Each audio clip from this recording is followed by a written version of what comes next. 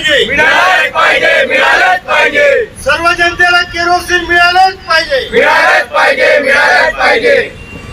Kerosene आमच्या हक्काचे, नाही कुणाच्या बापाचे, केरोसिन आमच्या हक्काचे, नाही कुणाच्या बापाचे. जोर जुलूम के टक्कर में, संघर्ष हमारा नारा है, जोर जुलूम के टक्कर में, संघर्ष हमारा नारा है. नाही कुणाच्या बापाचे, केरोसिन सर्वांच्या हक्काचे, नाही कुणाच्या बापाचे. हम सब एक है, संघर्ष हमारा, नारा है, संघर्ष हमारा, नारा है. जोर जुलूम के टक्कर में. संघर्ष हमारा नारा है.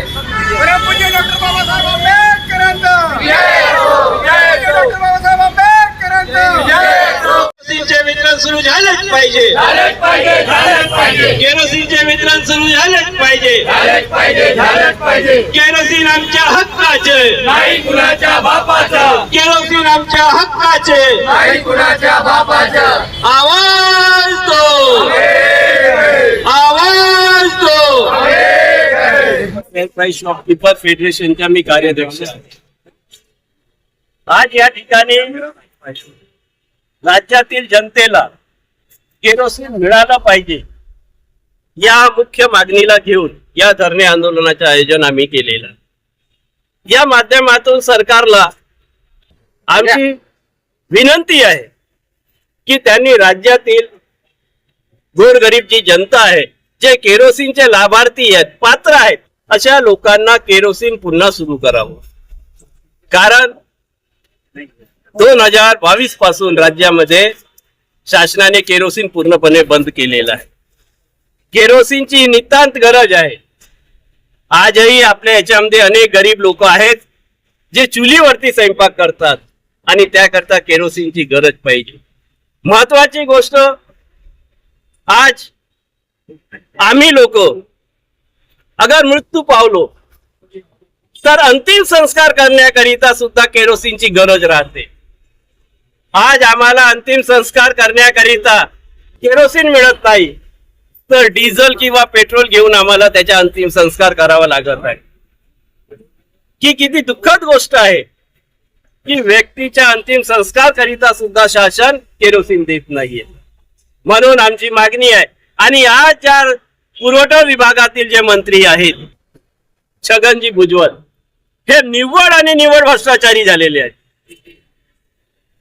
हा विभागच पूर्णपणे भ्रष्टाचारी झालेला आहे. जनतेच्या प्रश्नाकडे, जनतेच्या अडी अडचणीकडे लक्ष देण्याकरिता यांच्याजवळ थोडाही वेळ नाहीये. आणि म्हणून एक तर आमचं केरोसिन सुरू झालं पाहिजे, नाही तर छगन भुजबळला या मंत्री पदावरून हटवण्यात पाहिजे, अशी आम्ही मागणी करीत आहोत. तुमच्या मागण्या जर पूर्ण नाही झाल्या तर समोरचं काय पाऊल राहिलं? आमच्या जर या मागण्या पूर्ण झाल्या नाही, आमच्या या ठिकाणी आणखी 2 महत्वाच्या मागण्या आहेत की पुरवठा विभागामध्ये मंत्री यांना सुद्धा या पदावरून हटविण्यात यावं. त्याच सोबतच या पुरवठा विभागामध्ये जे 2 अधिकारी आहेत, चिंचोलीकर आणि नरसीकर, ज्यांच्यामुळे हे केरोसिन सुरू होत नाही, या दोघांची संपत्तीची चौकशी ईडी मार्फत करण्यात यावी, हे सुद्धा आमची एक मागणी आहे. आणि यानंतरही जर केरोसिन सुरू झालेलं नाही, महत्वाची बाब आहे की उच्च न्यायालयाने 2024 मध्ये केरोसिन सुरू व्हावं असा आदेश दिलेला आहे. या उच्च न्यायालयाच्या आदेशाचे सुद्धा पालन पुरवठा विभाग करत नाही. म्हणजे हायकोर्टापेक्षा मोठे झाले आहेत काय? तर आमचं म्हणणं आहे की उच्च न्यायालयाचा जो आदेश आहे त्या आदेशाचं पालन करावं आणि राज्यातील सर्व जनतेला केरोसिन पूर्वक त्यांनी सुरू करावं, ही आमची महत्वाची मागणी आहे. आणि ही मागणी जर आमची या 30 दिवसाच्या आतमध्ये झालेली नाही तर मुंबईच्या आझाद मैदानावरती संपूर्ण महाराष्ट्रातील केरोसिन परवाना धारकाला घेऊन आम्ही आंदोलन उभे करणार आहोत.